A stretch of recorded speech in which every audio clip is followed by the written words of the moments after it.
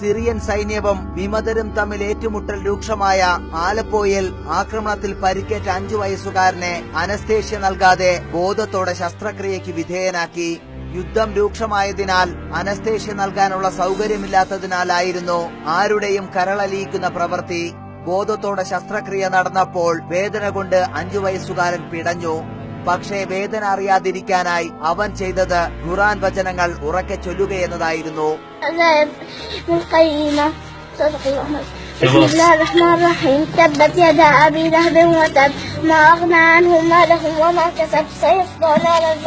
ദൈവം പലപ്പോഴും അത്ഭുതം പ്രവർത്തിക്കുമെന്നതാണ് വിശ്വാസം. കുട്ടിയും കൂടെയുണ്ടായിരുന്നവരും എത്രമാത്രം വേദന അനുഭവിച്ചു കാണുമെന്ന് ആർക്കും ഊഹിക്കാവുന്നതാണ്.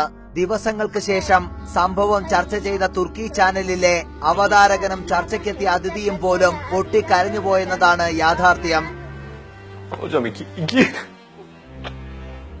ഏവരുടെയും കണ്ണു നനയിക്കുന്ന വാർത്ത വായിച്ച അവതാരകൻ തുർഗായ് ഗുലറാണ് ചർച്ച തുടരാനാകാതെ തല കുമ്പിട്ട് കണ്ണ് പൊത്തിപ്പിടിച്ച് കരഞ്ഞത്. ഇതിനു പിന്നാലെയാണ് അതിഥിയും വാക്കുകൾ പൂർത്തിയാക്കാനാകാതെ വിതുമ്പിയത്. O anestezi sırasında, ameliyat sırasında acı duymamak için Kur'an'dan ayetler okuyor ya. Batsın bu dünya ya. ശസ്ത്രക്രിയക്കിടെ ഒരു ആശുപത്രി ജീവനക്കാരൻ തന്നെയാണ് ഈ വീഡിയോ പകർത്തിയത്.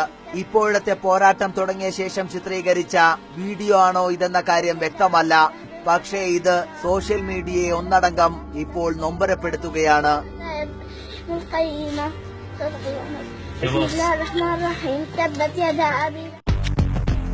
ഡൗൺലോഡ് ചെയ്യാം news mobile app Google play, apple store വഴി.